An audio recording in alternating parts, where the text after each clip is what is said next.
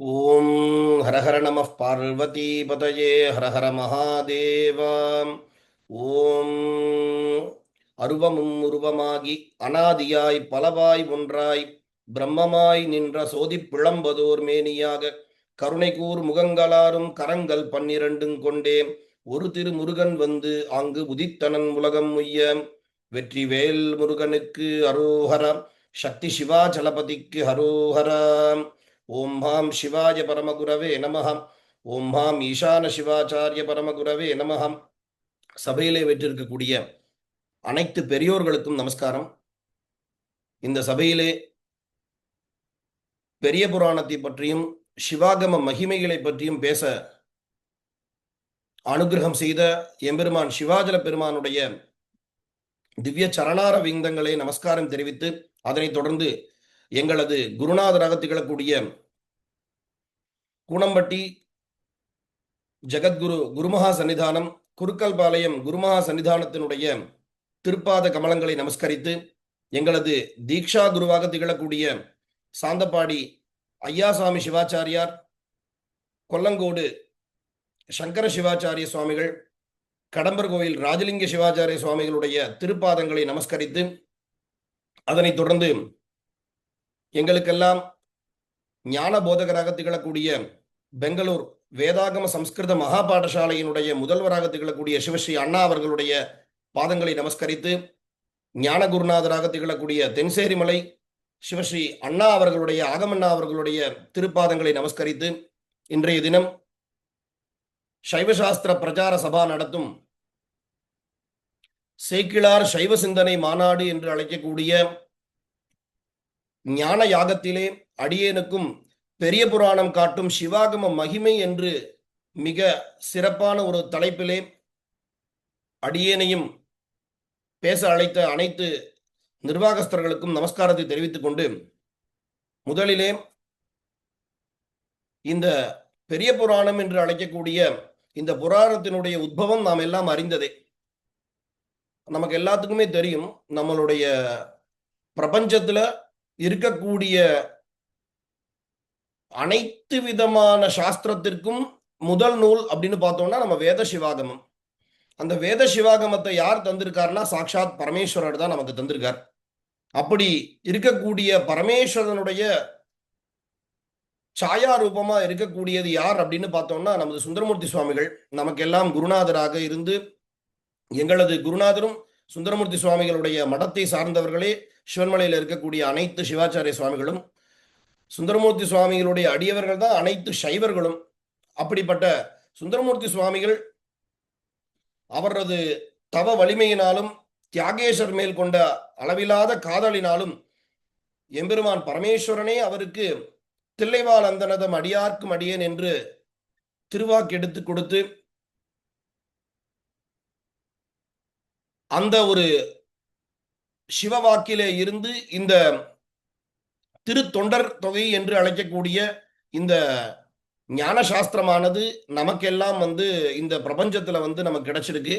இதை பாராயணம் செய்தாலே போதும், பிரபஞ்சத்தில் இருக்கக்கூடிய எத்தனையோ கோடி சிவாலயங்கள் சென்று தரிசனம் செஞ்சா என்ன புண்ணியமோ இதெல்லாம் இந்த அடியவர்களை நம்ம நினைச்சு அவர்களுடைய பக்தி நமக்கு கிடைக்கணும் அப்படின்னு நம்ம சுவாமிகிட்ட பிரார்த்தனை செஞ்சின்றாலே நமக்கு எல்லா விதமான சௌபாகியங்களும் கிடைக்கும். அப்படிப்பட்ட அந்த அடியவர்களுடைய புராணங்களை நமக்கெல்லாம் கிடைச்சிருக்கு. இந்த நேரத்தில் நம்ம தியாகேச பெருமானையும் சுந்தரமூர்த்தி சுவாமிகளையும் நமஸ்காரம் செய்து, அதனைத் தொடர்ந்து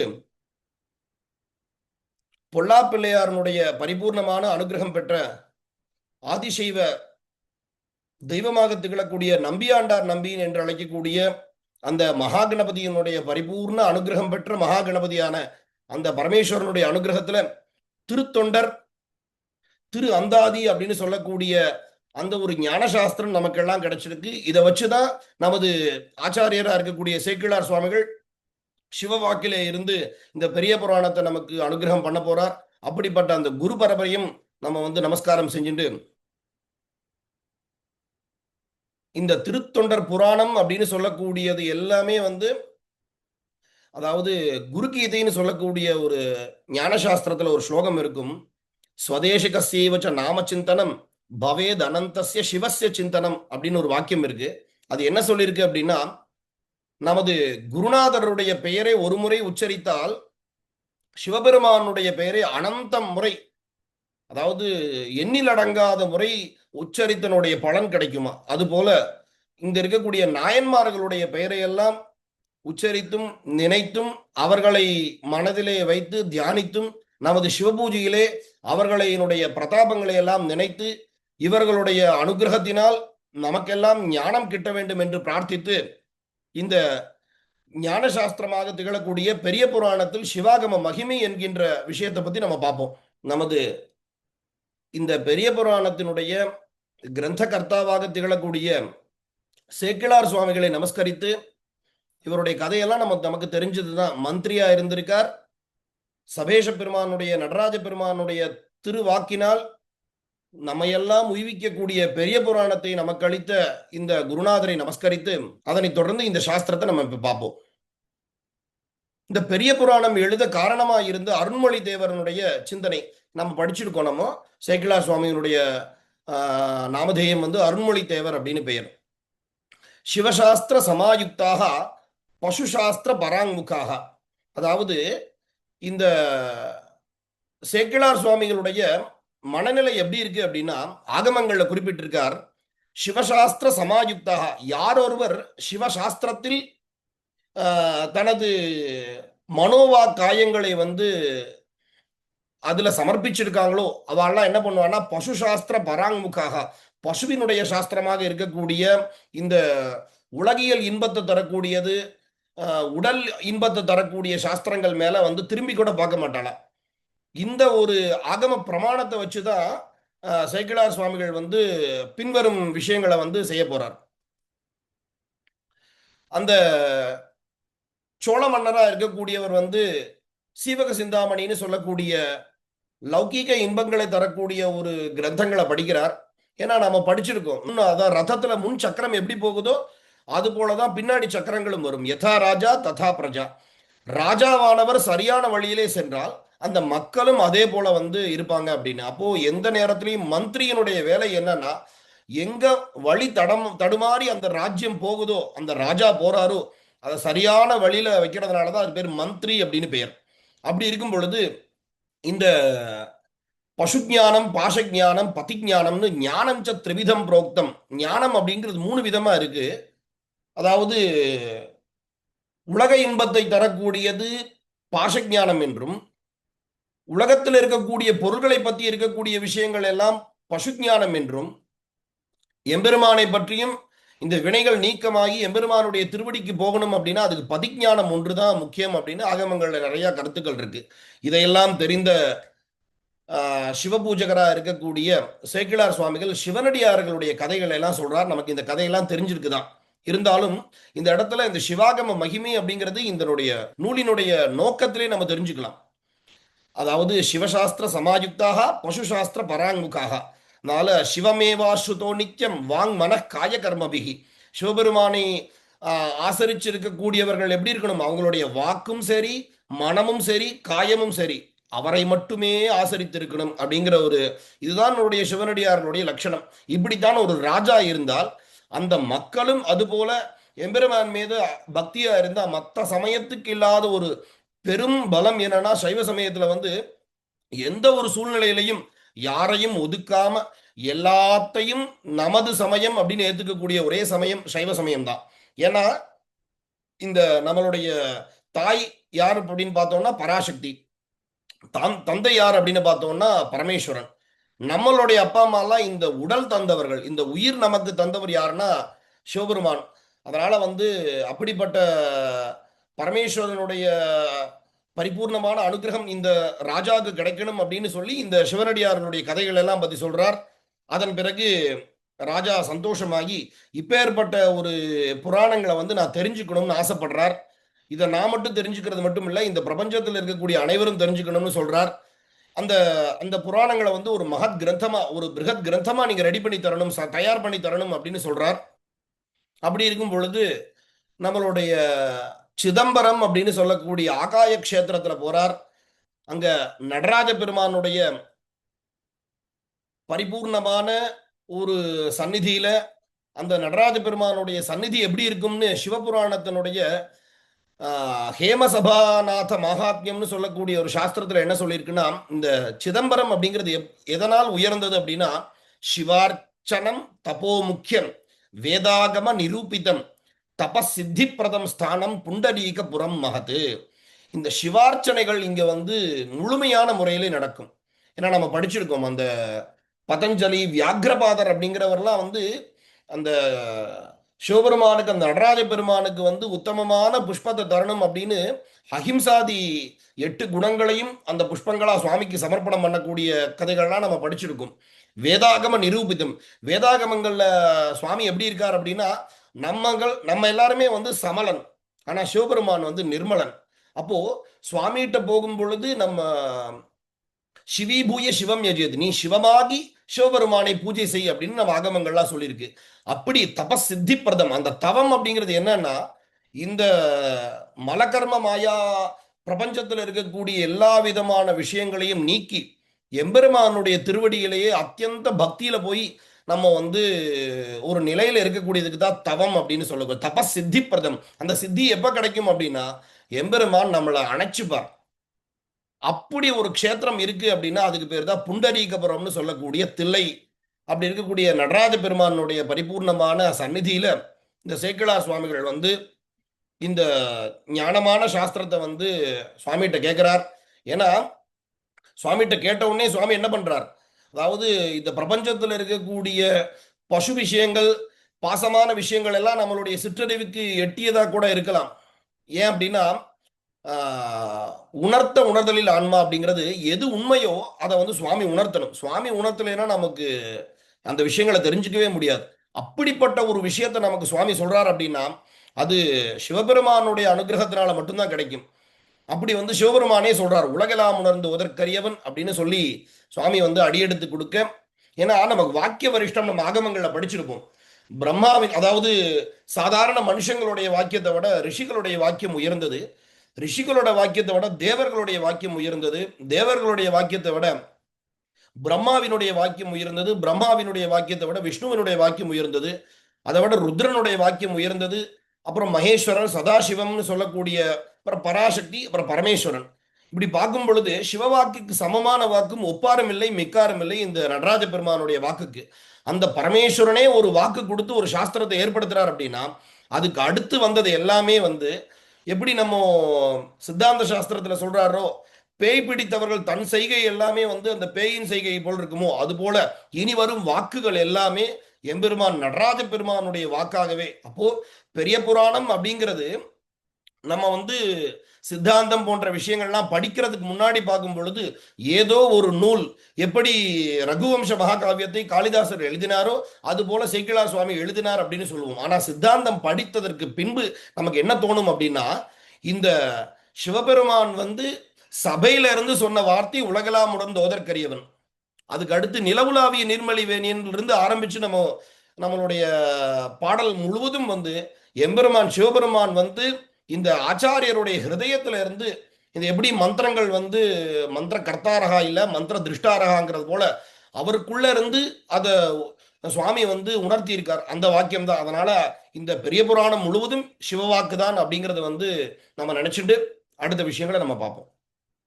இந்த இந்த உலகெல்லாம் உணர்ந்து ஓதற்கரியவன் அப்படிங்கிற பாடல்ல பாத்தீங்கன்னா சுவாமியை வந்து 3 விதமா பிரிச்சிருப்பார். நமக்கு தெரியும் சிவபெருமான் அப்படிங்கிறது வந்து நம்ம வந்து நம்ம இப்ப கும்பிட்டு இருக்கக்கூடிய சுவாமிகள் எல்லாமே தடஸ்தாவஸ்தையில தான் நம்ம கும்பிட்டு இருக்கோம். அதாவது சுவாமியினுடைய 2 நிலை இருக்கு, தடஸ்த நிலை, ஸ்வரூப நிலை அப்படின்னு. நமக்கு புரியும்படி சொல்லணும் அப்படின்னா, நம்ம மனசு எங்க போய் ஒன்றி வழிபாடு செய்யறோமோ அந்த நிலை அப்படிங்கிறது நமக்கு மனசுக்கு அபியாசம் இருக்கணும். அதாவது இதுதான் பலம் அப்படின்னா நமக்கு இது அபியாசம் இருக்கணும், இது பலம் நமக்கு தெரிஞ்சிருக்கணும். அது போல கடவுள் அப்படிங்கிறது நமக்கு பழக்கப்படுத்தணும் அப்படிங்கிறதுக்காக. ஏன்னா சிவபெருமான் அப்படிங்க பார்த்தோம் ஸ்வரூப லட்சணத்துல சிவபெருமானை பார்க்கணும் அப்படின்னா நம்மளால வந்து அதை தெரிஞ்சுக்கவே முடியாது. ஆகமங்கள் அழகா சொல்லுவாங்க, துவத் ஸ்வரூபம் மயா ஞாத்தும் சக்கியமேவ நசர்வதா, நான் எப்பயுமே தெரிஞ்சுக்க முடியாது சுவாமி உன்னுடைய ஸ்வரூப லட்சணத்தை. இப்ப என்ன பண்றார் சுவாமி, அங்கிருந்து கொஞ்சம் இறங்கி வர்றார். ஏன்னா கருணாமூர்த்தி இல்ல உத்தாரயத்தும் அவதரதி, சுவாமி நம்மளை மேல எழும்புறதுக்காக சம்சார சாகரத்தில் இருக்கிறவாளை எல்லாத்தையும் மேலே எழுப்புறதுக்காக சுவாமி கீழே இறங்கி வரார். அந்த நிலைக்கு பேரு தடஸ்த லட்சணம் அப்படின்னு பெயர். அப்படி இருக்கும்போது அதுலயும் 3 விதமான நிலையில இருக்கார். அதாவது அருவம், உருவம், அருவுருவம் அப்படின்னு சொல்லக்கூடிய 3 நிலையில இருக்கார். அதுல பாத்தீங்கன்னா தியான பூஜா நிமித்தாஜ நிஷ்களம் சகலம் பவேத். யோகி நாம்ச யோகிகள் போன்ற சிவனடியார்கள், சிவார்ச்சனைகளை கொண்ட சிவனடியார்கள்லாம் பூஜை பண்ணணும் அப்படிங்கிறதுக்காக சுவாமி என்ன பண்றாரு அப்படின்னா நிஷ்கள வடிவத்திலிருந்து சகல வடிவமா காட்சி கொடுக்கிறாராம். அப்போ அருவம் அப்படிங்கிறது உருவம் அல்லாத ஒரு விஷயமா ஜோதி பிழம்பா நம்ம வழிபாடு செய்யறது. உருவம் அப்படிங்கிறது நம்மளுடைய மாகேஸ்வராதி மூர்த்தங்கள் நமக்கு தான் தெரியும். உமையா சகிதம் செய்வ சுகாசீனம் ததைவச்ச கல்யாண சுந்தரம் செய்வ சந்திரசேகரமேவச்ச அப்படின்னு சொல்லக்கூடிய இந்த பஞ்சவிம்சதி மூர்த்திகள், ஷஷ்டாஷ்ட மூர்த்திகள் அப்படின்னு சொல்லக்கூடிய எத்தனையோ விதங்கள், இதெல்லாமே உருவத் திருமேனிகள். அருவுருவ திருமேனி அப்படிங்கிறது லிங்க திருமேனிகள். இப்படி நம்ம பார்க்கும் பொழுது இந்த சித்தாந்த பாடங்கள்லாம் படிப்பதற்கு முன்பு நம்ம மனநிலை எப்படி இருக்கும் அப்படின்னா, சிவபெருமானை நம்ம எப்படி பார்ப்போம்? பிரம்ம பாகம், விஷ்ணு பாகம், ருத்ர பாகம் அப்படின்னு 3 விதமா நம்ம பார்ப்போம். ஆனா இந்த சித்தாந்தங்கள் சிவாகமங்கள்லாம் நம்ம படிக்க படிக்க எம்பெருமானுக்குள்ள இந்த பிரபஞ்சத்துல நம்ம வழிபாடு தெய்வம்னு சொல்லக்கூடியது சிவபெருமான் மட்டுமே. வணக்கத்திற்குரிய அனைத்து தெய்வங்களும் அனைத்து கடவுள்களும் எங்க பாத்தீங்கன்னா இந்த சிவபெருமானுடைய லிங்கத்துக்குள்ளே அடக்கம் அப்படிங்கிற ஒரு ஞானம் நமக்கு கிடைக்கும். ஏன்னா அந்த பெரிய புராணம் படிப்பதற்கு முன்பு நமக்கு இந்த அடிப்படை ஞானங்கள் கிடைக்கணும். அதெல்லாமே நமக்கு ஆறுமுக நாவலர் போன்ற ஞானிகள் நிறைய உபதேசம் பண்ணியிருக்கார். இதுல இந்த நவந்தர பேதங்கள் அப்படின்னு பாத்தீங்க அப்படின்னா சுப்ரபேதாகமத்துல இதை பத்தி நிறைய விஷயங்கள் கொடுத்திருக்கார். எம்பெருமானுடைய அடிப்பாகத்துல பிரம்மா இருக்கார். பிரம்மாவிற்கு மேல விஷ்ணு, ருத்ரன், மகேஸ்வரன், சதாசிவம். நம்ம சொல்லக்கூடிய மந்திரங்கள் எல்லாமே இந்த சதாசிவ தத்துவத்தோட நின்றுமா. அதுக்கு மேல சுவாமிகிட்ட வைக்கக்கூடிய அன்புகள் தான் இருக்கான். அதனால அந்த அன்பு தான் சுவாமிக்கு. அதுக்கு மேல வைக்கக்கூடியது எல்லாமே அன்பு தானா. அதுக்கு மேல இருக்கக்கூடிய பாகம் பிந்து பாகம், நாத பாகம், சக்தி பாகம், சிவபாகம் அப்படின்னு. இந்த இடத்துல பிரம்மாவிற்கு சக்தி அப்படின்னு பாத்தீங்கன்னா பிராமி இருக்கா. விஷ்ணுக்கு சக்தி பாத்தீங்கன்னா வைஷ்ணவி இருக்கா. ருத்ரனுக்கு ரௌத்ரி இருக்கா. மகேஸ்வரனுக்கு மாகேஸ்வரி இருக்கா. சதாசிவத்துக்கு மனோன்மணி இருக்கா. இந்த பிந்து அப்படிங்கிறதும் சக்தி தான். சிவத்தினுடைய சக்தியாக நாதம் இருக்கு. சக்தியினுடைய சக்தியாக பிந்து இருக்கு. இப்படிப்பட்ட நவந்தர வேதங்களா இருக்கக்கூடிய விஷயத்தையும் இந்த உலகெல்லாம் தோதற்கரியவன் அப்படிங்கிற ஒரு பாட்டிலேயே நமக்கு கொடுத்துறார். சிவபெருமான லயசிவம், போக சிவம், அதிகார சிவம்னு 3 விதமான சிவமா நம்ம வழிபாடு செய்வோம். அந்த விஷயங்களும் எப்படின்னு பாத்தீங்கன்னா இந்த உலகெல்லாம் உணர்ந்து ஓதற்கரியவன். உலகெல்லாம் அப்படிங்கிற பதத்துக்கே எதெல்லாம் பிரபஞ்சத்துல உயர்ந்ததோ, நீங்க ஞானம் அப்படிங்கிறது பாத்தீங்க அப்படின்னா ஞானத்துல எல்லா ஞானத்தை விட உயர்ந்தது சிவஞானம்னு சொல்லக்கூடிய இந்த சிவாகம ஞானங்கள் தான்.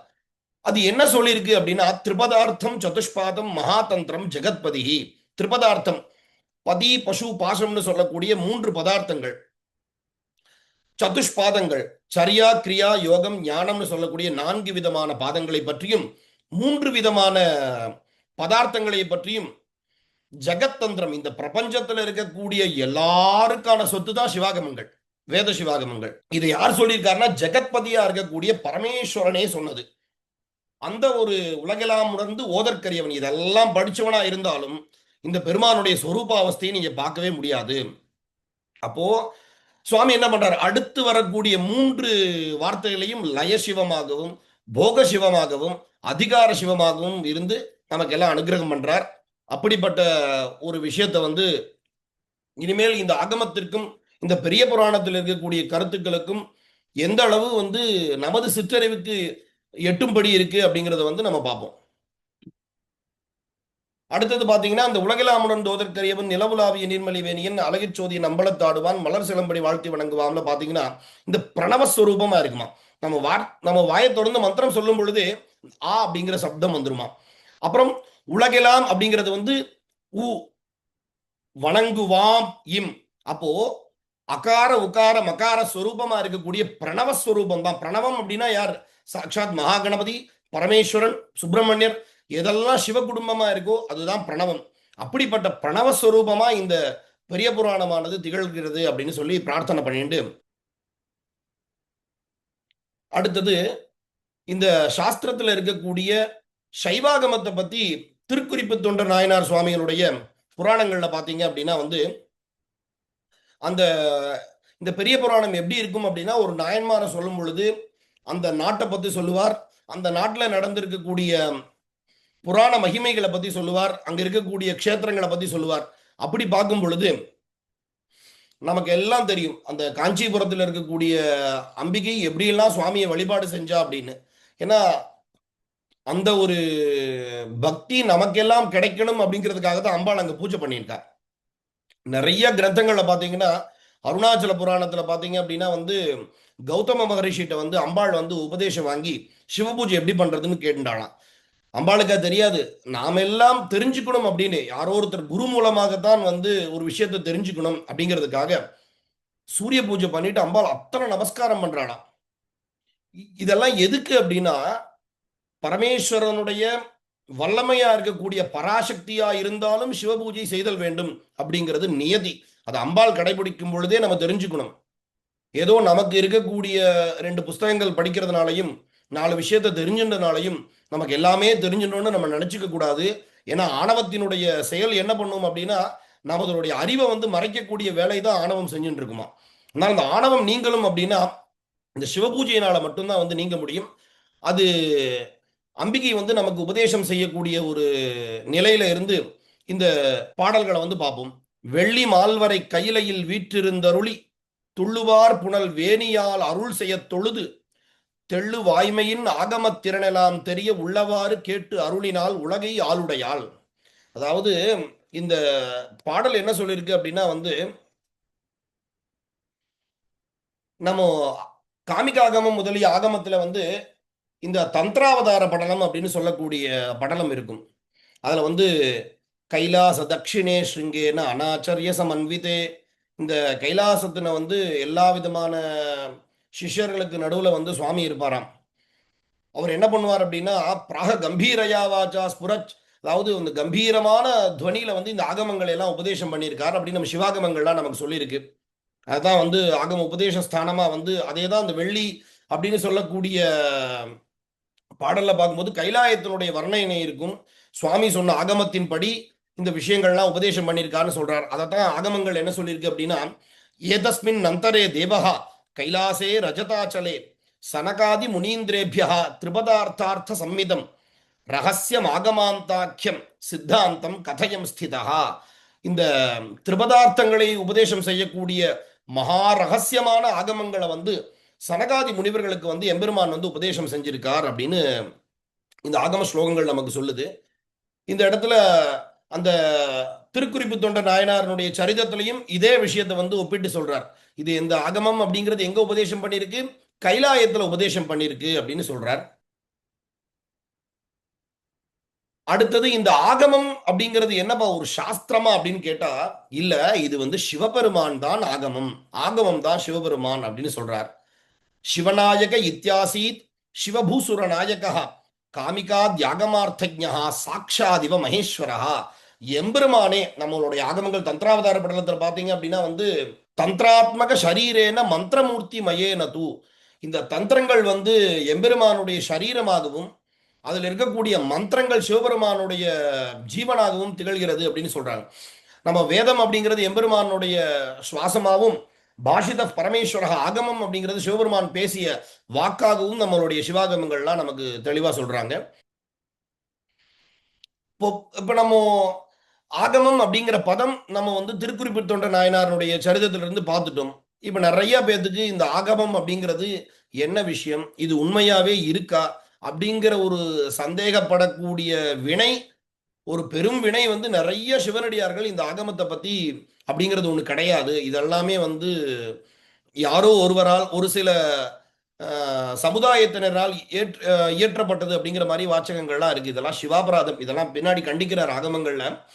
அது மாதிரிலாம் நமக்கு எந்த சூழ்நிலையிலையும் சந்தேகம் வரக்கூடாது அப்படிங்கிறதுக்காக இந்த ஆகமத்தை பத்தின ஒரு சின்ன ஒரு ஒரு விஷயங்களை பத்தி நம்ம பார்க்க போறோம்.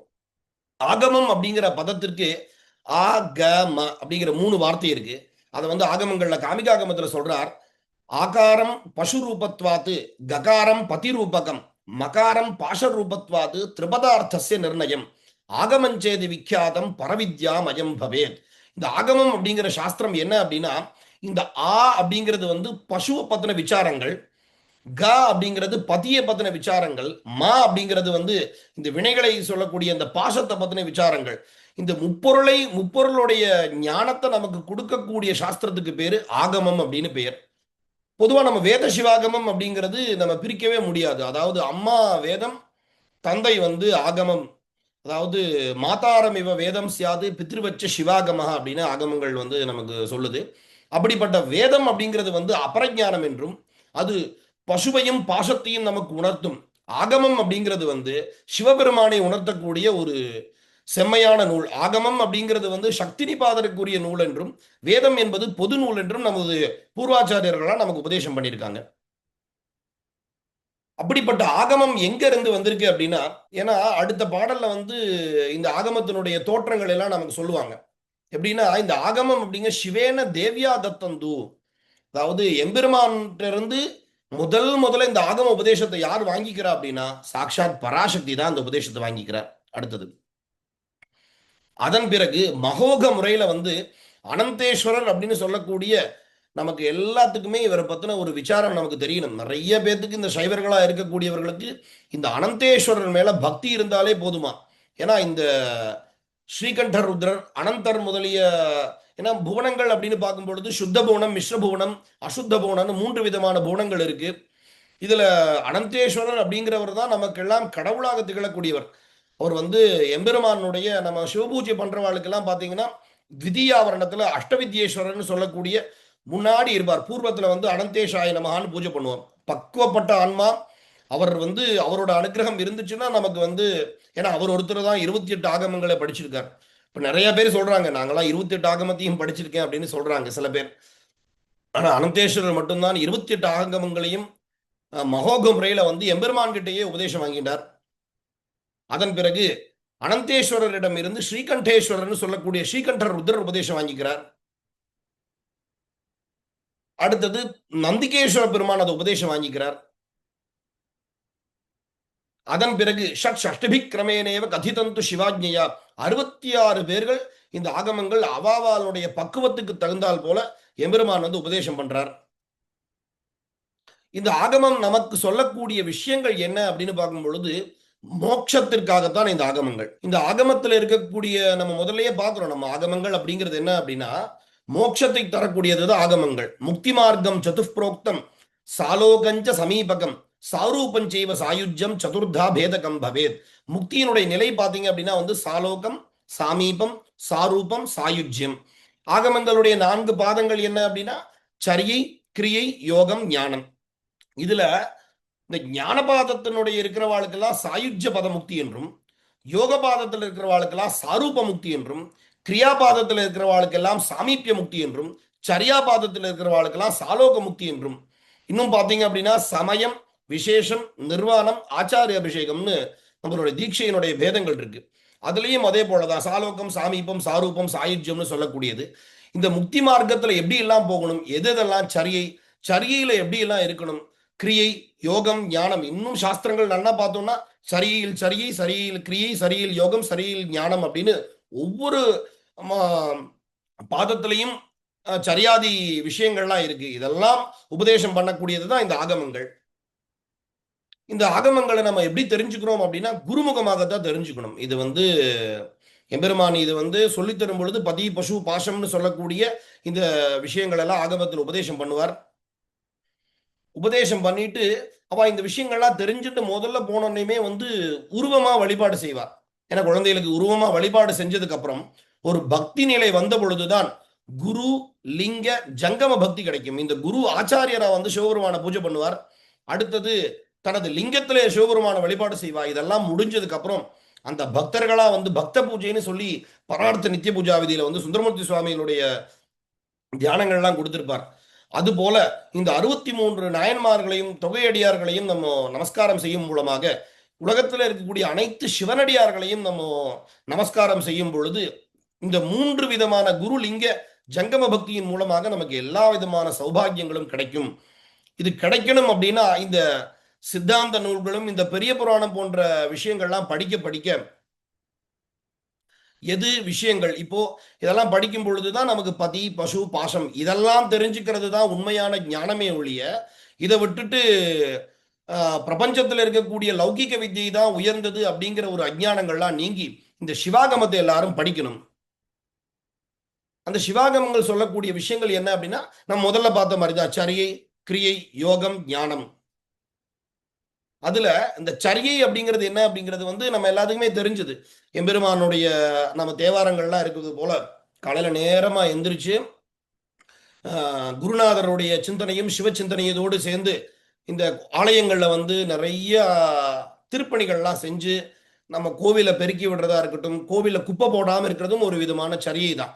அது போல பூ கட்டி தர்றதும், நிறைய சிவபூஜை பண்றவாளுக்கெல்லாம் வந்து நிறைய உபயோகமான வேலைகள்லாம் செஞ்சு தருது, சந்தனம் மறைச்சு தருது, கோயிலை சுத்தம் பண்றது, இது போன்ற விஷயங்கள்லாம் செஞ்சு இந்த கிரியைன்னு சொல்லக்கூடிய சிவ யாகங்களை எல்லாம் செய்து யோகத்திலே அந்தர்யாகத்திலே இருக்கக்கூடிய அந்த சிவோகம் பாவனையில எம்பெருமான வந்து சூக்ஷ்ம தேகம், ஸ்தூல தேகம்னு சொல்லக்கூடிய சுத்திகள்லாம் செஞ்சு எம்பெருமான வந்து ஹிருதயாவகாசத்துல பூஜை செய்யறதும், ஞான நிலையில எம்பெருமானுடைய சிவேனைக்கம் கத சித்தகான்னு சொல்லி அந்த சமாதிர் விஸ்மிருதி பாவா எம்பெருமான் கிட்ட நம்மளை வந்து மறந்து எம்பெருமான் கூட நம்மளுடைய உயிரை வந்து ஆத்ம நிவேதனம் பண்றது ஞானம் அப்படின்னு சொல்லக்கூடிய விஷயங்கள் எல்லாம் இந்த சிவாகமத்துல தான் கொடுத்துருக்கு.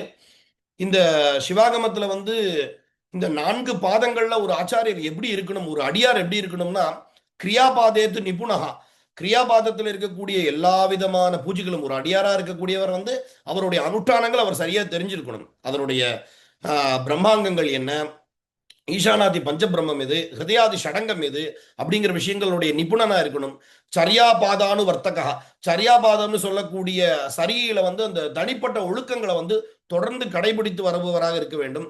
யோகபாத கிருதாபியாசா, இந்த மூச்சில் இருக்கக்கூடிய இந்த ஹடயோகம், லம்பிகா யோகம், சிவராஜ யோகம்னு சொல்லக்கூடிய இந்த யோகபாதத்தில் இருக்கக்கூடிய அபியாசங்களை எல்லாம் தொடர்ந்து இந்த பிராணாயாமாதி, இந்த யம நியம ஆசன பிராணாயாம பிரத்யாகார தாரண தியான சமாதின்னு சொல்லக்கூடிய 8 விதமான அஷ்டாங்கங்கள் எல்லாம் அபியாசத்தோடும் ஞானபாதானு ரஞ்சகா, இதுதான் ரொம்ப முக்கியம்.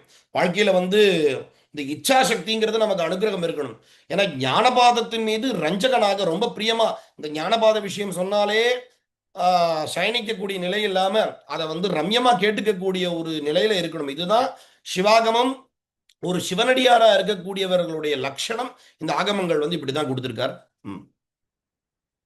அடுத்தது எத்தனையோ விஷயம் இருக்கு. நான் ஏன் இந்த சிவாகமத்தை வந்து உயர்ந்ததா நினைச்சுக்கணும் அப்படின்னா, இந்த திருமுறைகளும் சரி, சித்தாந்த சாஸ்திரங்களும் சரி, நீங்க சித்தாந்த சாஸ்திரம் எது படிச்சாலுமே வந்து ஆகமத்தில் இருக்கக்கூடிய விஷயத்த நான் சொல்றேன் அப்படின்னு சொல்லுவார். இந்த பெரிய புராணத்திலையும் நிறைய மெய்ப்பொருள்நாதருடைய கதையை எடுத்துட்டோம் அப்படின்னா வந்து ஆகமம் கொண்டு வரான்னு சொன்னோன்னே தனது உயிரை எடுத்தவாளை கூட அந்த ஆகமச்சுவடி பேர் சொன்னதுனால வந்து அந்த அதை வந்து சுவாமியாவே நினைச்சு விடுறார். இது போல நிறைய விஷயங்கள் ஆகமத்தினுடைய மதிப்பு அப்படிங்கிறது வந்து பெரிய புராணத்தை போல ஒரு நூல் இல்லை. ஏன்னா பெரிய புராணத்தை வச்சுதான் இன்னும் அந்த மரபு மாறாமல் இருக்கக்கூடிய அனைத்து சிவார்ச்சனைகளும் சிவவேதியர்கள் செய்யறதுக்கு உண்டான முக்கிய ஆதாரம் பெரிய புராணம் தான். அப்படி பார்க்கும் பொழுது இந்த சிவாகம ஞானம் எந்த அளவு உயர்ந்தது அப்படின்னு சொல்லியிருக்காரு பாருங்க.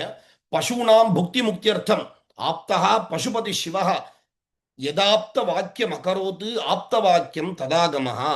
இந்த பசுக்களுடைய புக்தி முக்தியை தரக்கூடிய பரமேஸ்வரனே அவர் பேசி இருக்கிறதுனால இந்த ஞானம் தான் உயர்ந்த ஞானம் அப்படின்னு சொல்றாங்க.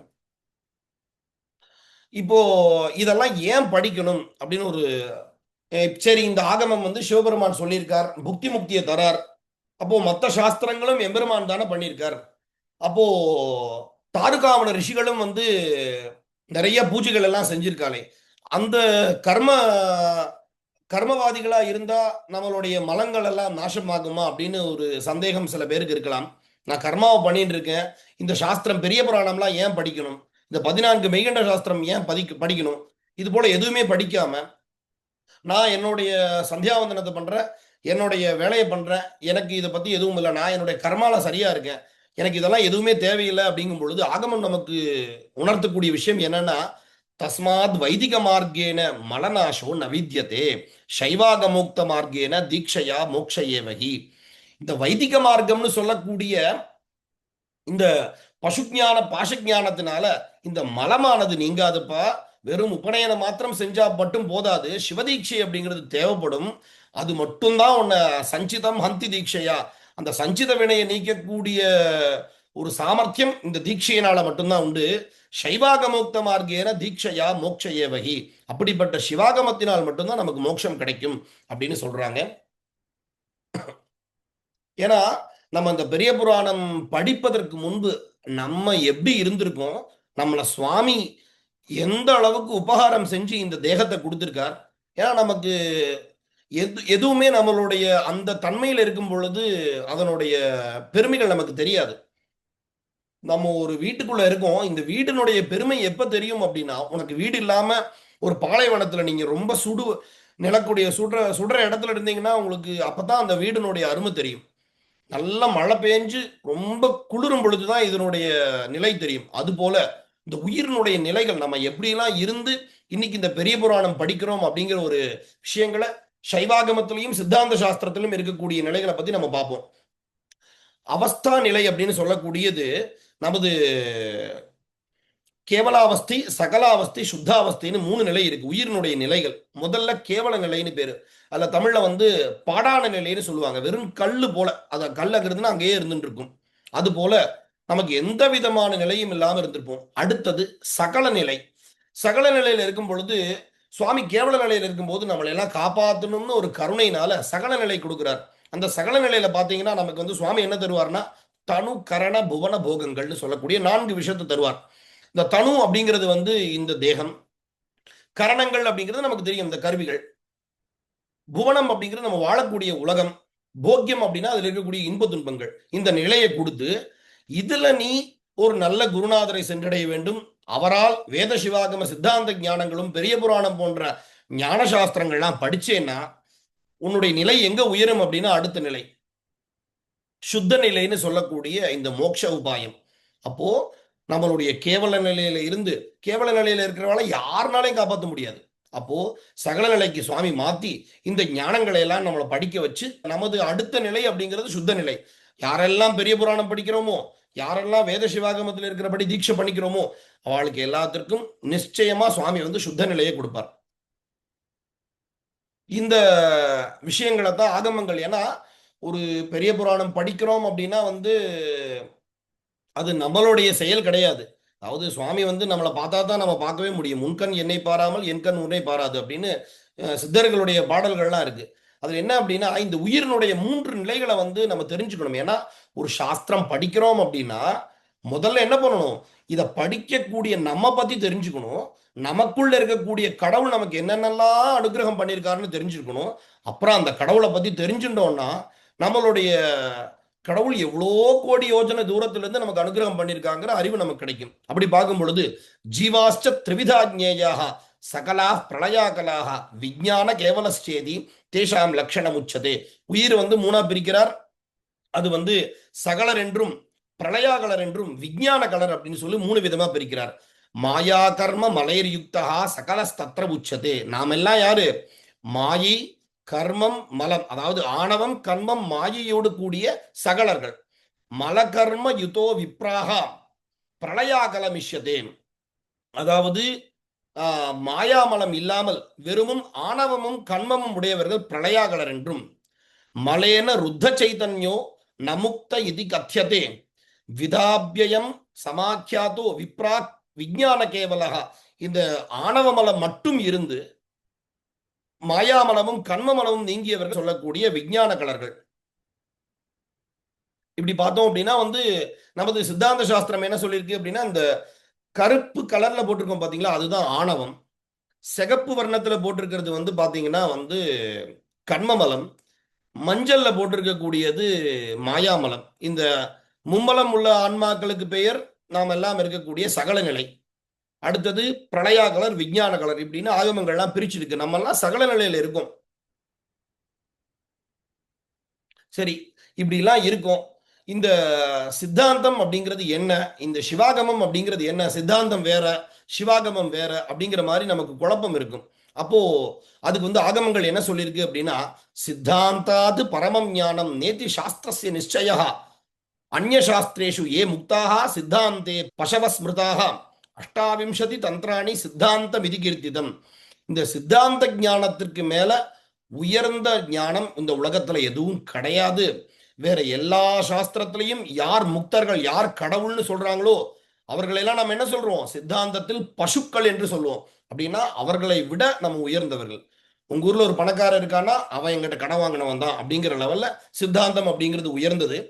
இந்த சித்தாந்தம் எப்படி இருக்குன்னா, அஷ்டாவிம்சதி தந்திராணி சித்தாந்தம் இது கீர்த்திதம், 28 ஆகமங்களை தான் சித்தாந்தம்னு சொல்றோம் அப்படின்னு ஆகமங்கள் நமக்கு தெளிவா சொல்றார்.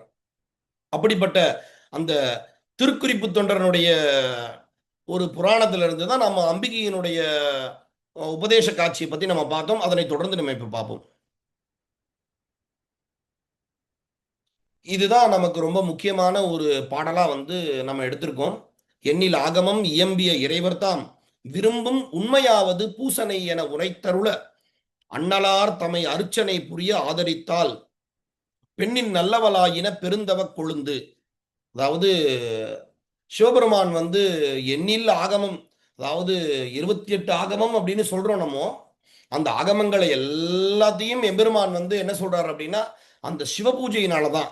அந்த ஆணவசிய மலசேதம் கதம் நாசகரம் பவேது, அந்த ஆணவமான இதிலிருந்து நான் எப்படி தப்பிக்கிறது அப்படின்னு இந்த உயிர்கள்லாம் புலம்பும் பொழுது, இந்த சிவபூஜை அப்படிங்கிற விஷயத்துக்கு மேல சிவபூஜேதி விக்னேயம், இந்த சிவபூஜை அப்படிங்கிறது மட்டும்தான் நமக்கு எல்லா விதமான பலனையும் தரும். ஆகமங்கள்ல பாத்தீங்கன்னா காரணாகமத்துல நித்யார்ச்சனா விதி பத்திரத்துல சர்வ யஜ்ஞ தப்போதான தீர்த்த தேசேஷு எத்பலம் தத் பலம் கோடி குணிதம், என்னென்னலாம் பண்றையோ அது எல்லாத்தையும் விட 1 கோடி மடங்கு பெருசு உன் ஆத்மார்த்த பூஜையை உன் வீட்டுல பண்றது அப்படின்னு சொல்றார். அப்படிப்பட்ட ஆத்மார்த்த பூஜையை அம்பாள் பண்ணணும்னு நினைச்சு நமக்கெல்லாம் உபதேசம் பண்ணக்கூடிய காட்சி.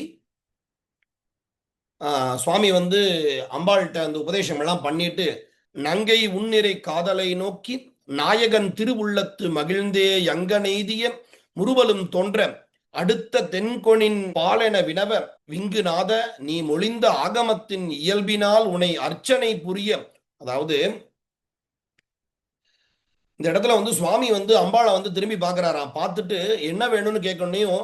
அந்த அம்பாள் சொல்றாளாம், இங்கு நாதா நீ மொழிந்த ஆகமத்தின் இயல்பினால் உன்னை அர்ச்சனை புரிய பொங்குகின்றது என் ஆசை. சுவாமி, நீ இத்தனை தூரம் சொன்ன 28 ஆகமங்களையும் நான் கேட்டுட்டேன். இதை கேட்டுன்றனையும் இதுல இருக்கக்கூடிய மைய கருத்து என்னன்னா, உன்னை பூஜை பண்ணணும் அப்படிங்கிறது. அப்படி பூஜை பண்ணணும் அப்படிங்கிறது எனக்கு ரொம்ப ஆசையா இருக்கு அப்படின்னு சுவாமி சொல்றாரு. இந்த பாடல் அப்படித்தான் நமக்கு உணர்த்துறார்.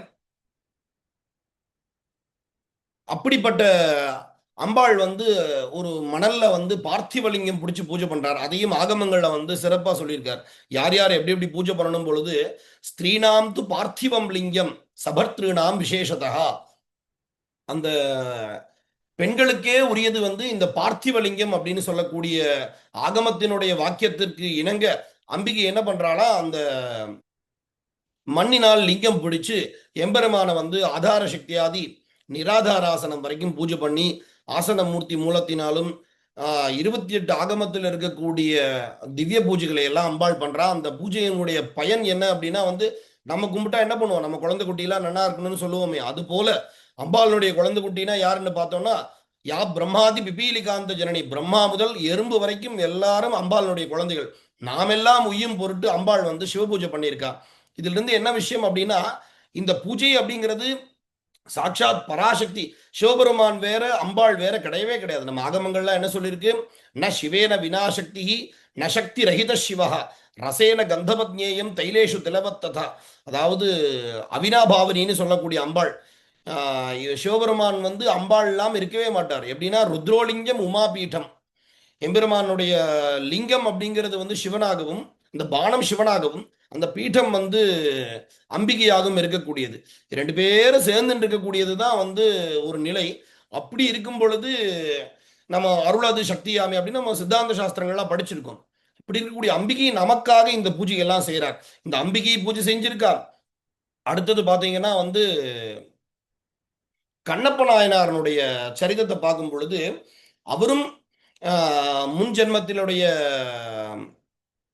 அர்ஜுனனா இருந்து இந்த ஜென்மத்தில் கண்ணப்ப நாயனாரா இருந்து சுவாமிகிட்ட அந்த கதைகள்லாம் படிக்கும் பொழுது நம்மளுடைய பக்தியெல்லாம் சுவாமின்னு க்ஷுத்ரேன தாசேன அப்படிங்கிறது போல எந்த அளவுக்குமே இல்லை. நம்ம சுவாமியினுடைய சுவாமி நமக்கு கொடுத்த வேத சிவாகமங்களும் சரி, இந்த சித்தாந்த சாஸ்திரங்களும் சரி, இந்த ஞானங்களும் சரி, எவ்வளவு கருணாமூர்த்தியா இருக்கார். ஆனால் நமது பக்தி அப்படிங்கும் பொழுது ரொம்ப சிறுமையா இருக்கு. அப்படியும் பொழுது இந்த சிவகோச்சரியாரை பத்தியும் இந்த அவர் அந்த அவரை பத்தி சொல்லும் பொழுதும் இந்த ஆகமத்தினுடைய சிறப்புகளை எல்லாம் நிறைய சொல்றார். இந்த அடுத்தது இந்த ஆகமத்தில் இருக்கக்கூடியது முக்கியம் அப்படின்னு பார்த்தீங்கன்னா இந்த தசகாரியம் அப்படின்னு சொல்லக்கூடிய விஷயம். அதாவது தத்துவரூபம், தத்துவ தரிசனம், தத்துவ சுத்தின்னு சொல்லக்கூடிய ஆன்ம ரூபம், ஆன்ம தரிசனம், ஆன்ம சுத்தின்னு சொல்லி அந்த சிவரூபம், சிவ தரிசனம், சிவ சுத்தி கிடையாது, சிவயோகம், சிவபோகம்னு சொல்லக்கூடிய இந்த 10 விதமான தசகாரியங்களை வந்து இந்த இடத்துல வந்து சொல்றார். அதாவது நாணனும் மண்பு முன்பு நளிர்வரை ஏறத்தாமும் பேணு தத்துவங்கள் என்னும் பெருகு சோபானமேறி, சோபானம் அப்படிங்கிறது படிக்கட்டுகள், யானையாம் சிவத்தை சார வனைபவர் போலவையர் நீநிலை மலையை ஏறி நேர்படச் செல்லும் போதில். அதாவது இந்த படிக்கட்டு ஏறும் பொழுது இந்த தத்துவ சுத்தி ஆயிருக்கு அப்படின்னு சேக்கிழார் சுவாமிகள் சொல்றார். இந்த தத்துவங்களை எல்லாம் நீக்கிறாரா. அதாவது பிருத்வி தத்துவத்துல இருந்து சிவ தத்துவம்னு சொல்லக்கூடிய அந்த நாத தத்துவம் வரைக்கும். ஏன்னா இந்த 36 தத்துவங்கள், ஆத்ம தத்துவம், வித்யா தத்துவம், சிவ தத்துவம்னு சொல்லக்கூடிய 36 தத்துவங்கள்ல இருந்தும் நம்ம நீங்கித்தான் சுவாமிகிட்ட போக முடியும் அப்படின்னு நம்மளுடைய சித்தாந்த சாஸ்திரம், நமது சிவாகமங்கள்லாம் குறிப்பிட்டிருக்கு. அப்படிப்பட்ட கண்ணப்ப நாயனார் சுவாமிகள் வந்து இந்த தத்துவங்களை எல்லாம் கடக்கிறார் அப்படின்னு இந்த ஆகமத்தினுடைய சிறப்பை வந்து சொல்றார். அடுத்தது பாத்தீங்கன்னா எய்திய சீராகமத்தில் இயம்பிய பூசனைக்கேற்ப கொய்த மலரும் புனலு முதலான கொண்டனைந்தார் மைதளையும் கண்டத்து மலை மருந்தை வழிபாடு செய்து வரும் தவமுடைய முனிவர் சிவகோசரியார். இவர் வந்து எய்திய சீராகமம், சீராகமம் அப்படின்னா இந்த சிவாகமத்துக்கு சமமான விஷயங்கள் எதுவும் இல்லை, சரியான சுத்தமான ஆகமத்துக்கேற்ப இவர் நித்திய நைமித்திய காமிய பூஜைகள்லாம் செய்கிறார். அந்த புஷ்ப சங்கீரணம்னு சொல்லக்கூடிய ஆகமத்தில் இருக்கக்கூடிய விதிகள் படி இவர் வந்து ஆத்மார்த்த பரார்த்த பூஜைகளுக்கு உண்டான புஷ்பங்கள் எல்லாம் எடுக்கிறார். அடுத்தது மைதளையும் கண்டத்துன்னா அந்த சிதிகண்டன்னு சொல்லக்கூடிய நீலகண்டரா இருக்கக்கூடிய மலை மருந்தா இருக்கக்கூடிய அந்த பரமேஸ்வரனுக்கு செய்து வரும் தவமுடைய அந்த தவம் அப்படிங்கிறது இவர்கள் எப்படி கிடைச்சிருக்கு, இவர்களாம் கர்ப்பத்திலேயே கிடைச்சிருக்கு. அப்படிப்பட்ட முனிவர் சிவகோச்சரியார். நமக்கு அந்த கதை நமக்கு நிறைய தெரியும். இவர் வந்து பன்றிக்கறி எடுத்து சுவாமிக்கு பூஜை பண்ணுவார். சுவாமியும் வந்து பின்னாடி உணர்த்துவார், அவருடைய வடிவெல்லாம் அப்படிங்கிற பாடல்லாம் உணர்த்துவார். அதுல வந்து ஆகமத்தினுடைய சிறப்பை சொல்றார். நமக்கு அந்த கதையெல்லாம் நமக்கு தெரிஞ்சிருக்கும். வந்து கண்ணப்ப நாயனார் வந்து எம்பெருமானுக்கு நிவேத்தியம் செய்யணும் அப்படின்னு சொல்லி இந்த சிவகோச்சரியார் பண்ணக்கூடிய பூஜைகளை எல்லாம் எட்டி பார்த்துட்டே இருக்கார். ஓ, இதுதான் இப்படித்தான் பூ எல்லாம் கொண்டு போடணும் அப்படின்னு இந்த தலையை பறிச்சு போடுறார். ஏதோ நிவேத்தியம் பண்றார். நிவேத்தியம் அப்படிங்கிறது நம்ம யாருக்கும் காமிக்காம தான் நிவேத்தியம் பண்ணணும். அதனால அவருக்கு அதுல என்ன இருக்குன்னு தெரியல. அப்போ வந்து அவர் என்ன சாப்பிடுவாரோ அவருக்குள்ள இருக்கக்கூடிய சிவி பூய சிவம் யஜ்யங்கிறது போல அவர் தன்னை சிவமாக்கி கொண்டு சிவபெருமான் என்ன நம்ம என்ன செய்யறோமோ அது சுவாமிக்கு பிடிக்கும் அப்படிங்கிறதுனால அன்பு மிகுதியினால அவர் செய்கிறார். இதெல்லாம் பார்த்துட்டு வந்து சிவகோச்சரியார் வந்து பார்க்கும் பொழுது இந்த பவித்திரமாம் செயல் புரிந்து அப்படிங்கிறதெல்லாம் வந்து பவித்திரம் அப்படின்னா சுத்திகரணம்னு சொல்லக்கூடியது. அவன் என்ன பண்றார், இது எல்லாத்தையும் பண்றார். அதுல வந்து திருமஞ்சனம் முதலான எல்லா பூஜைகளையும் பண்றார். பண்ணிட்டு அந்த இடத்தெல்லாம் சுத்தம் பண்றார். சுத்தம் பண்ணிட்டு அந்த இருக்கக்கூடிய கறி முதலி எல்லாத்தையும் தூக்கி வீசிட்டு மறுபடியும் ஸ்நானம் செஞ்சு பூஜை பண்ணியிருக்காங்கிற குறிப்புகள் எல்லாமே வந்து இந்த கண்ணப்ப நாயனார் சுவாமியினுடைய புராணங்கள்ல வந்து நமக்கு எல்லாமே இந்த சிவாகமத்துல இத்தனை விஷயங்கள்லாம் இருக்கு அப்படிங்கிறத இந்த இடத்துல வந்து பதிவு பண்ணியிருக்கார். இன்னுமே ஆகமத்துல வந்து பாத்தீங்க அப்படின்னா வந்து இந்த மாம்சங்களா இருக்கட்டும், இந்த யாராவது மரணம் அடைந்தாலோ இல்லை ஏதாவது ஒரு கிருமி பிபீலிகை முதலிய ஜந்துக்கள் ஏதாவது மரணம் அடைந்தால் கூட இந்த பிராயசித்தம் அப்படிங்கிறதெல்லாம் ஆகமங்களை குறிப்பிட்டிருக்கு. அதை எல்லாத்தையுமே வந்து இந்த பெரிய புராணத்திலையுமே வந்து சிவவாக்கா நமக்கு கிடைச்சிருக்கு. இந்த ஆச்சார மகிமையை வந்து இந்த காரணாகமம் சொல்றாங்க. சௌச்சாச்சார விஹீனஸ்ய சமஸ்தா நிஷ்பலாக்கிரியாக. இந்த ஆச்சாரம் இல்லை அப்படின்னா நீ பண்ணக்கூடிய கிரியைகள்ல வந்து எந்த விதமான பலன்களும் இருக்காது. ஆச்சாராத் லபதே ஞானம். ஆச்சாரத்தினால் நல்ல ஞானம் ஏற்படும். ஆச்சாராத் லபதே தனம். வாழ்க்கையில எதெல்லாம் உங்களுக்கு சௌபாகியம் நினைக்கிறீங்களோ அதெல்லாம் ஆச்சாரத்தினால கிடைக்கும். ஆச்சாராத் சர்வமாப்னோதி. ஆச்சாரத்தினால் உங்களுக்கு எல்லாமே கிடைக்கும். ஆச்சாராத் முக்தி மாப்னியாத். ஆச்சாரத்தின்படி வாழ்ந்தீங்கன்னா உங்களுக்கு மோட்சமும் கிடைக்கும் அப்படின்னு. எதுக்கு இது சொல்றோம் அப்படின்னா, சிவகோச்சரியாருக்கு சுவாமி சிவதர்சனம் எதனால கொடுத்தார் அப்படின்னா, ஆகமத்தில் இருக்கக்கூடிய பவித்திரமான விதிகளை எல்லாத்தையும் சுவாமி பண்ணார். பண்ணிட்டு என்ன பண்றார், சிவகோச்சரியார் சுவாமிகிட்ட அழறார். எம்பெருமானே உனக்கு யார் இந்த தீங்கள்லாம் பண்ணா? இந்த வேடுவர்கள் தான் பண்ணியிருப்பாங்க. ஏன்னா அவளுக்கு கொலை செய்யக்கூடிய ஒரு அடுத்த உயிரை வந்து பறிக்கக்கூடிய குணம் இருக்கிறவாளுக்கு வந்து எது சரி எது தப்புன்னு எப்படி யோசிக்க தோணும்? அவா தான் பண்ணியிருப்பா. சோ உனக்கு இப்படிலாம் பண்ணிட்டாலே இதெல்லாம் உனக்கு எதுவுமே ஒத்துக்காது அப்படின்னு ஒரு பச்சை குழந்தைக்கு வேண்டாத கொடுத்து அந்த குழந்தை சிரமப்பட்டா எப்படி துடிப்பாரோ அது போல அந்த ஆச்சாரியர் வந்து 3 நாளா சுவாமிகிட்ட வந்து துடிச்சது காரணமாக சுவாமி என்ன பண்றார்? சுவாமி அவருடைய கனவுலையே போய் ஜாகிரத் சொப்னம்னு சொல்லக்கூடிய அந்த சொப்னாவஸ்தையில போய் எம்பெருமான் காட்சி கொடுக்கிறார். அடுத்த நாள் ஜாகிரத் அவஸ்தையிலேயே காட்சி கொடுக்கக்கூடிய ஒரு மகிமை எப்படி கிடைச்சிருக்கு அப்படின்னா, ஏன்னா அர்ஜுனரா இருந்து கண்ணப்பனானவருக்கு சுவாமி வந்து காட்சி கொடுக்கிறார். அதுவும் உயர்ந்த விஷயம். ஆனா சிவாச்சாரியார் வேத சிவாகமத்தில் இருக்கக்கூடிய விஷயத்தை கடைபிடிச்சதுனால எம்பெருமானுடைய தரிசனம் கிடைச்சிருக்கு. அதனால ஆச்சாராத் முக்தி மாப்புனியாத், முக்தி அப்படிங்கிறது நிச்சயம் சைவாகமத்தில் இருக்கக்கூடிய ஆச்சாரத்தை கடைபிடிச்சா கிடைக்கும் அப்படிங்கிறது தெரிஞ்சுப்போம். அடுத்தது பார்த்தோங்க அப்படின்னா வந்து ஒரு வேடுவ மன்னனா இருக்கக்கூடிய கண்ணப்ப நாயனாருடைய பூஜையும் பார்த்துட்டோம். அடுத்தது அம்பிகையா இருக்கக்கூடிய பராசக்தியினுடைய பூஜையும் பார்த்துட்டோம். இப்போ இந்த பரார்த்த ஆலயங்கள்ல நடக்கக்கூடிய பூஜைகளுக்கெல்லாம் இன்னைக்கு எத்தனையோ சிவாச்சாரியார்கள் எம்பெருமானுடைய திருமேனியை தொட்டு பூஜை பண்றோம் அப்படின்னா அதுக்கு 2 விதமான ஆதாரங்கள். ஒன்று வேத சிவாகமங்கள், இன்னொன்று பெரிய புராணம். இந்த 30 திருமேனி தீண்டுவார் புராணத்தை மட்டும் நமக்கு வந்து ஒரு சுவாமி வந்து ஒரு ஸ்ட்ராங்கான எவிடன்ஸா கொடுத்துருக்கார். ஏன்னா இது எதற்கு அப்படின்னா இங்க இருக்கக்கூடிய அனைத்து சிவனடியார்களுக்கும் இது ஒரு ஆதாரம், அனைத்து சிவாச்சாரியார்களுக்கும் ஒரு ஆதாரம். ஏன்னா இந்த சிவாகமம் அப்படிங்கிறது எங்கிருந்து வந்திருக்கு, இவாளெல்லாம் யார் சிருஷ்டி பண்றா? நிறைய பேருக்கு இந்த பிரம்ம சிருஷ்டி சிவ சிருஷ்டிங்கிற விஷயங்கள் நிறைய சிவனடியார்களுக்கெல்லாம் தெரியணும். ஏன்னா இந்த சிவனடியாரனுடைய சகாயம் இல்லாம ஒரு சிவாச்சாரியார் இருக்க முடியாது, சிவாச்சாரியாரனுடைய சகவாசம் இல்லாம சிவனடியார்கள் இருக்க முடியாது. இவெல்லாம் எப்பையும் இணைஞ்சிருந்தா தான் இந்த சைவ சமயம் அப்படிங்கிறது வந்து உயர்ந்திருக்கும். அப்படி இருக்கக்கூடிய 30 திருமேனி தீண்டுவார் புராணத்துல படி பார்த்தோம்னா, எப்போதும் இனிய பிரான் இன்னருளால் அதிகரித்து மெய்ப்போத நெறி வந்த விதிமுறைமை வலுவாமே அப்போதைக்கு அப்போதும் ஆர்வம் மிகும் அன்பினராய் முப்போதும் அர்ச்சிப்பால் முதல் செய்வராம் முனிவர். இந்த முதல் செய்வர் அப்படிங்கிறது என்ன அப்படின்னா வந்து நம்ம காரணாகமத்துல பாத்தீங்க அப்படின்னா வந்து நித்யார்ச்சனா விதிப்படலத்துல அனாதிசைவ சசிவகா ஆதிசைவ சிவத்விஜா. அந்த ஆதிசைவம் அப்படிங்கிறது அனாதி என்பது எப்பயுமே இருக்கக்கூடியது, ஒரு காலத்தில் தோன்றியது அப்படிங்கிறது ஆதின்னு சொல்லக்கூடியது. அந்த ஆதிசைவர் அப்படிங்கிறது முதல் செய்வர் அப்படிங்கிறது வந்து எம்பெருமான் முதலே சிருஷ்டி செய்தவர்கள்.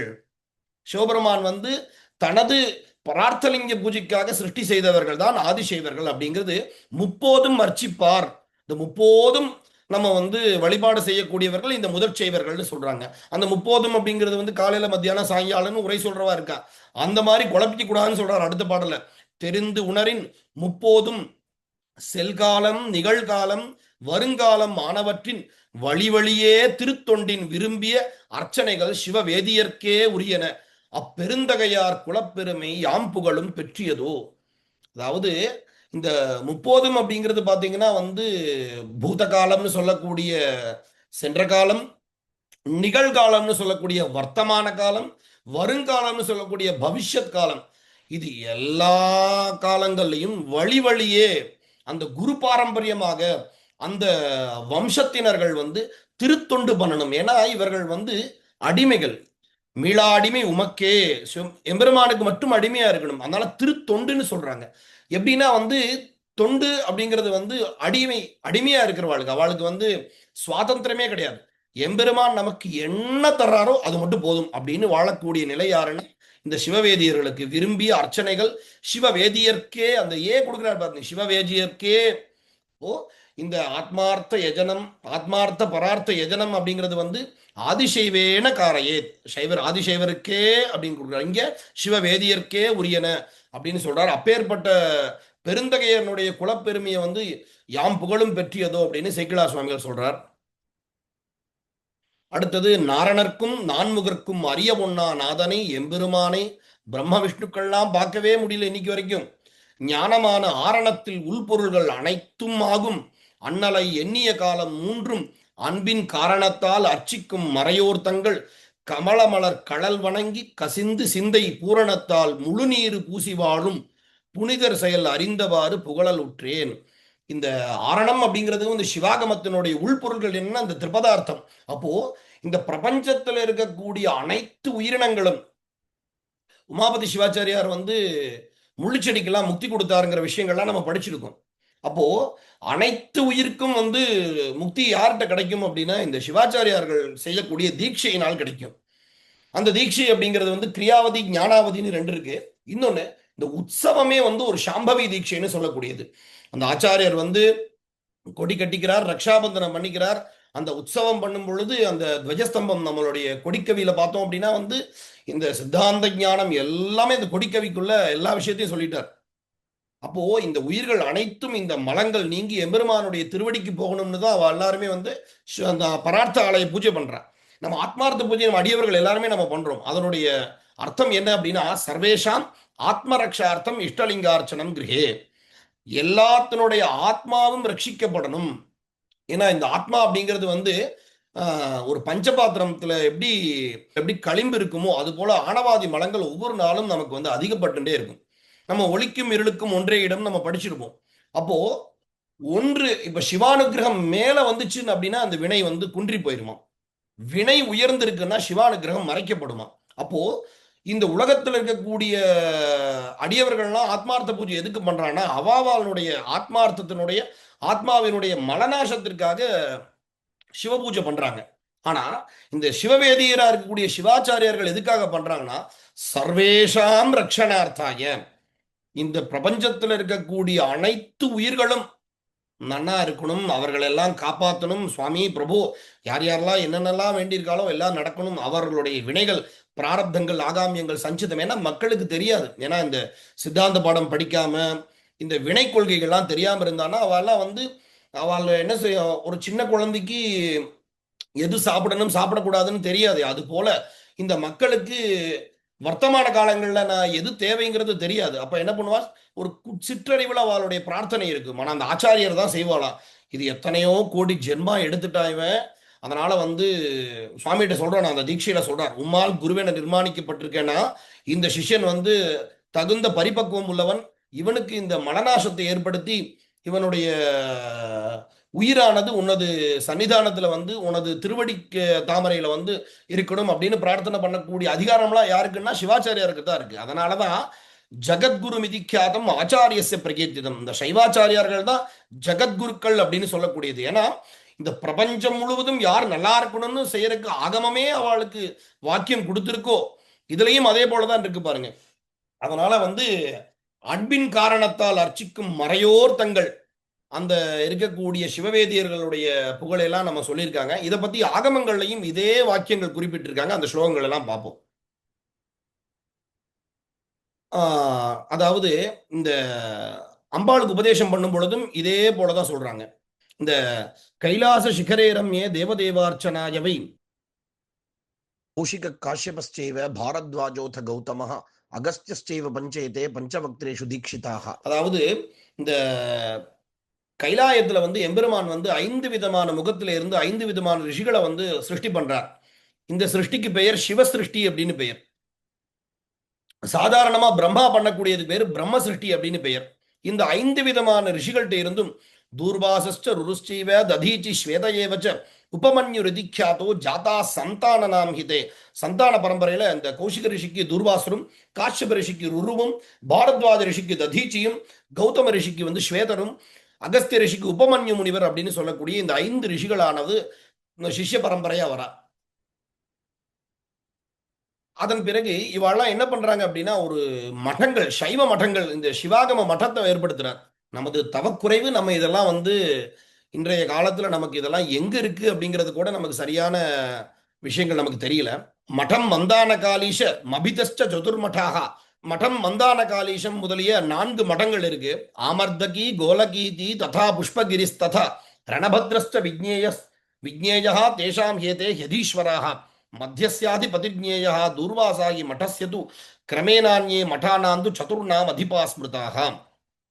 இந்த மடங்களுக்கு இந்த மந்தான காலீஷ மடம், ஆமர்தகி மடம், கோலகி மடம், ரணபத்ர மடம், புஷ்பகிரி மடம்னு சொல்லக்கூடிய 5 மடத்திற்கும் 5 விதமான ரிஷிகள். தூர்வாசர் மந்தான காலீஷ மடத்திற்கும், ஆமர்தகின்னு சொல்லக்கூடிய மடத்திற்கு ருருவும், கோலக்கி அப்படின்னு சொல்லக்கூடிய ததீச்சி மகரிஷியும், புஷ்பகிரி மடத்திற்கு ஸ்வேத மகரிஷியும், ரணபத்ர மடத்திற்கு உபமன்யுன்னு சொல்லக்கூடிய மகரிஷியும் வந்து அதிபர்களா இருந்து அந்த சிஷ்ய பரம்பரையா இந்த வேத சிவாகமங்கள் எல்லாம் உபதேசம் பண்றார். தேஷாம் வம்சேஷு சஞ்சாதா சிவபிராமண நாமக்காக. இந்த சிவவேதியர்கள் அப்படிங்கிறவங்க வந்து சாதாரணமா ஏதோ இந்த நிறைய பேர் சொல்றாங்க, இந்த சிவாகமத்தை படித்து உணராதவர்கள் இவர்கள் எல்லாம் ஏதோ ஒரு இடத்துல இருந்து இன்னைக்கு வேற மாநிலத்தவர்கள் இவெல்லாம் இங்க வந்திருக்கா, வேற தேசத்தவர்கள் இங்க வந்திருக்கான்னு சொல்றாங்க.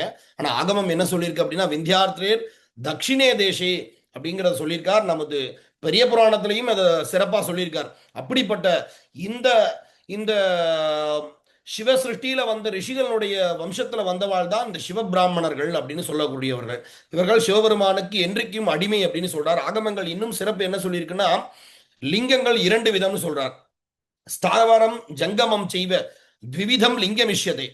ஸ்தாவரம் ஸ்தாபிதம் லிங்கம், ஜங்கமம் தீட்சிதம் விதுகு. ஜங்கமஸ்யாவமானேன ஸ்தாவரம் நிஷ்பலம் பவேத். ஸ்தாவரலிங்கம் ஜங்கமலிங்கம்னு 2 லிங்கம் இருக்கு. இந்த ஸ்தாவரலிங்கம் அப்படிங்கிறது வந்து ஸ்தாபித்த லிங்கம், ஒரு ஒரு லிங்கத்துல வந்து பிரதிஷ்ட பண்ண சுவாமி. ஜங்கமம் தீட்சிதம் விதுகு. ஜங்கமம் அப்படிங்கிறது வந்து அங்க பூஜை பண்ணக்கூடிய சிவாச்சாரியார், குருக்கள், ஆச்சாரியர், பட்டர்னு சொல்லக்கூடிய அந்த சிவாச்சாரியர்கள். ஜங்கமஸ்ய அவமானேன ஸ்தாவரம் நிஷ்பலம் பவேத். அங்க இருக்கக்கூடிய சிவவேதியர்களோ சிவாச்சாரியார்களையோ நம்ம வந்து அவமானப்படுத்தினா, நீ ஸ்தாவரத்து லிங்கமா இருக்கக்கூடிய பரமேஸ்வரனுக்கு செய்யக்கூடிய பூஜையில எந்த விதமான பிரயோஜனமும் இல்லை, பலன் கிடையாது அப்படின்னு சிவதர்மம்னு சொல்லக்கூடிய ஒரு சாஸ்திரங்கள்ல சொல்லியிருக்கு. அடுத்தது இதே ஆதிசைவர்களுடைய மகிமை. இந்த காலத்துல வந்து ஆதிசைவர்கள் இந்த பூஜையை செய்யறதுக்கு சுவாமிகிட்ட வந்து மன்றாடக்கூடிய ஒரு நிலையில இருந்து இப்ப எல்லார்கிட்டையும் மன்றாட வேண்டிய நிலை வரும் பொழுது இந்த அடியவர்கள் தான் ஆதிசேவர்கள் கூட இருக்கணும். ஏன்னா அந்த ஆகமங்கள் என்ன சொல்லியிருக்கு, யதா கௌஹு அந்நிய வத்சஸ்ய நசிருஜத்யேவ தத்ரசம் தஸ்மாத் சர்வ பிரயத்னேன ஆதிசேவேன காரையே. எப்படி பசுமாடு வந்து அதோட கண்ணுக்குட்டிக்கு தான் பால் தருமோ அது போல அந்த ஆச்சாரியர்கிட்ட தான், அந்த பரம்பரையா பூஜை பண்ணக்கூடிய ஆச்சாரியர்கிட்ட தான் அந்த சுவாமி வந்து அந்த பூஜையை வந்து ஏத்துக்குமா. தஸ்மாத் சர்வ பிரயத்னேன ஆதிசைவேன காரையே. அதனால அந்த ஆதிசைவர்களை வைத்து இந்த பூஜைகள்லாம் செய்யணும். ஸ்தாபனம், யஜனம், கோயிலில் நடக்கக்கூடிய கும்பாபிஷேகமாக இருந்தாலும், யஜனம் என்று சொல்லக்கூடிய ஹோமங்களாக இருந்தாலும் செய்வ ஆதிசைவார்ஹகம் பவேத். இந்த அர்ஹதையை வந்து பரமேஸ்வரன் யார் கொடுத்திருக்கார், ஆதிசைவர்களுக்கு கொடுத்திருக்கார். அந்நேன எத்கிருதம் கர்ம, இதை விட்டுட்டு நீ வேற யாராவது வச்சு செஞ்சீங்க அப்படின்னா ஆபிச்சாரம் இது ஸ்மிருதம். அதாவது ஆபிச்சாரம்னு சொல்லக்கூடிய ஒரு செயலுக்கு சமமாக விடும். ஆதிசேவேன கர்த்தவியம் பிரதிஷ்டாத்யர்ச்சனாந்தகம் அந்யதா காரயேத்யஸ்து நிஷ்பலம் ததவாப்னியாத். அதனால வந்து இந்த பலன்கள் கிடைக்காம போகணும்னு நினைக்கிறவா வேற யாராவது வச்சு பண்ணிக்கலாம். இல்ல நமது ஜெகத் சுவாமி பரமேஸ்வரன் சொன்னதுபடி நம்ம இந்த பெரிய புராணத்தின் படியும் சித்தாந்தத்தின் படியும் சிவாகமத்தின் படியும் வேத சிவாகமத்தை முதல் நூலாக ஏற்றுக்கொண்ட சிவனடியார்கள் இந்த ஆதிசேவர்களுக்கும் துணையாக இருப்பார்கள் அப்படிங்கிறத வந்து இந்த சாஸ்திரத்தின் மூலமாக நம்ம தெரிவிச்சுப்போம். சரி, இப்படிலாம் இருக்கு. இந்த 63 நாயன்மார்கள், இந்த தொகழியார்கள்லாம் வந்து நம்ம எப்படி பார்க்கணும் அப்படின்னா, சிவவத் சிவபக்தாஸ்து. நீங்க தியாகராஜ பெருமானை எப்படி பார்க்குறீங்களோ அதே போலதான் அந்த தில்லைவாழந்தனதம் அடியார்க்கும் அடியேன் பாடும்பொழுது சுந்தரமூர்த்தி சுவாமிகள் அனைத்து அடியவர்களையும் பார்த்தாராம். நம்ம குரு எப்படி பார்க்கிறாரோ அதே தான் நம்மளும் பார்க்கணும். அது போல இந்த உலகத்துல யாரெல்லாம் சர்வேஷாம் பஸ்மதாரீனாம் சைவம் சர்வ சமுச்சயம், யாரோட நெற்றியில விபூதி இருக்கோ அவர்களை எல்லாத்தையுமே வந்து சைவர்கள்னு பார்க்கணும். ஆகமங்கள் சொல்லியிருக்கு, இன்னும் பெருமையா சொல்லியிருக்கு விபூதியை பத்தி. எஸ்ய பாலே யதா ரேகா, அதாவது யாருடைய நெற்றியில் வந்து 3 பட்டைகள் இருக்கோ அவர்கள் வந்து சிவபெருமானாகவும், அவர்கள் பிரம்ம விஷ்ணுக்களை விட உயர்ந்தவர்கள் அப்படின்னு ஒரு சாஸ்திரம் சொல்லியிருக்கு. அப்பேற்பட்ட சிவனடியார்களையும் விபூதி ருத்ராட்சங்கள்லாம் அணிந்திருக்கக்கூடிய சிவனடியார்களையும் எப்படி பார்க்கணுமா, சிவவத் சிவபக்தாஸ்து திரஷ்டவ்யா சிவகாங்ஷிபிகி. சிவபெருமானை பார்க்கும் பொழுது என்ன ஒரு சந்தோஷம் இருக்குமோ அதே போல சிவனடியார்களை பார்க்கும் பொழுது இருக்கணும். சம்ஸ்கிருதாஸ்ச சிவைர் மந்திரைஹி. எதனால அப்படின்னா அவர்கள் சிவமந்திரத்தினால் சம்ஸ்கரிக்கப்பட்டவர்கள். குருனா மந்திரமூர்த்தினா, அந்த ஆச்சாரியர்னு சொல்லக்கூடிய சிவாச்சாரியார்னாலும் அந்த ஆச்சாரியர் குருநாதராலும் மந்திரமூர்த்தினா வாகீஷி கர்ப்பசம்பூதாக. விசேஷ தீட்சையில பார்த்தீங்கன்னா நம்மளுடைய அப்பா அம்மாவினுடைய சேர்க்கையினால் வந்த இந்த உடம்பில் இருந்து இந்த உயிரை எடுத்து இந்த வாகீஷின்னு சொல்லக்கூடிய பரமேஸ்வரியும் வாகீஸ்வரர்னு சொல்லக்கூடிய சிவபெருமானுடைய ஒரு விந்துபாவும் அந்த யோனியில் வந்து பிறந்தவர்களாக நம்மளை வந்து ஜாத்யுத்தாரம் போன்ற சம்ஸ்காரத்தினால் நம்மளை உயர்த்துவாங்களாம். அப்போ சர்வே பிராப்தவரானராக இதெல்லாம் அடைந்ததினால் வாகீஸ்வரருடைய கர்ப்பத்திலே ஜனித்ததினாலும் நீங்கள் யதோக்த சிவசம்ஸ்காரம் பவித்ரீகிருத மூர்த்தஜா இவர்களுடைய தலையில எம்பெருமான் வந்து ஹஸ்தமஸ்தக தீட்சை பண்றார். பண்ணும் பொழுது சிவஹஸ்த பிரபாவேன ஸ்ரீகண்ட புவனம் அதை விரஜேத் அப்படின்னு வாக்கியங்கள் இருக்கு. அதாவது இந்த ஆச்சாரியருடைய ஹஸ்தத்தினுடைய பிரபாவத்தினால் அந்த தலையில வைக்கும் பொழுது இவாளுக்கு அந்த எத்தனையோ ஜென்மால பிறந்த ஒரு வினைகள்லாம் நாசமாயிருமா. சர்வே சமான தர்மானஹா ததாப்பியேஷ விதியதே. அதனால் இவர்கள் அனைவரும் எம்பெருமான போலவே நம்ம வழிபாடு செய்யணும் அப்படின்னு சிவபக்தனுடைய மகிமைகள்லாம் வந்து சிறப்பா நமக்கு சொல்லியிருக்காங்க. அடுத்தது சிவ சின்னங்களையும் சிவபக்தர்களையும் நிந்தித்தல். அதாவது இது இப்போ நம்ம வந்து படிச்சிருக்கோம்.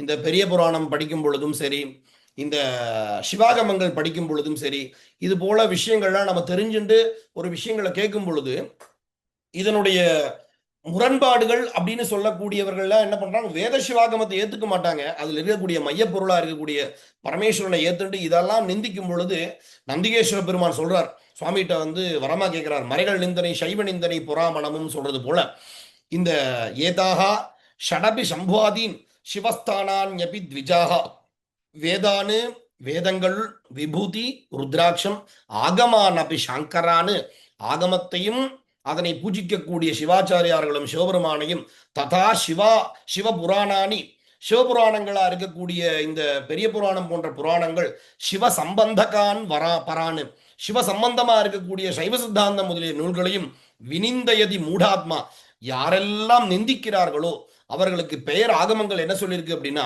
சிவத்ரோகி சயீரிதா, அவர்கள் சிவத்ரோகி அப்படின்னு ஆகமங்கள் சொல்லியிருக்கு. அப்புறம் அது மாதிரி இருக்கிறவாளோட சகவாசம் பண்ணக்கூடாதுன்னு சொல்லியிருக்குது. வினிந்த கஸ்ய நிகட்டே, அப்படி பேசுறவா கிட்ட வர்த்தனம் ஸ்ரவணம் ததா அவளோடைய நம்ம போய் வாழ்க்கையில போய் இருந்துக்கிறது, அதை வந்து காதல கேட்டுக்கிறது, வீக்ஷணம் ஸ்பர்ஷனம் தஸ்ய தேன சம்பாஷணம் ததா அவர்களை பார்க்கறது அவளை தொடர்றது அவங்க கூடயே சம்பாஷணம் பண்றதெல்லாம் தத் வாக்கிய ஸ்ரவணம் தத்வது அதெல்லாம் காதுல கேட்கறதே சிவத்ரோக சயீரிதா சிவத்ரோகம். அதனால வந்து சிவபக்தர்கள் வந்து நல்லவர்களோட வந்து சகவாசம் இருக்கணும், அடியார்களோட சகவாசம் இருக்கணும். அதுதான் 12ஆம் சூத்திரமும் நமக்கு வந்து சிவஞான போதத்துல 12ஆம் சூத்திரமும் வந்து நமக்கு முக்தி பிராப்திய சதஸ்தேஷாம் பஜேத்வேஷம் சிவாலயம் ஏவம் வித்யா சிவஞான போதே சைவார்த்த நிர்ணயம் அப்படின்னு வந்து உபதேசம் பண்றார். அப்படிப்பட்ட பெரிய புராணத்தில் இருக்கக்கூடிய அனைத்து விஷயங்களும்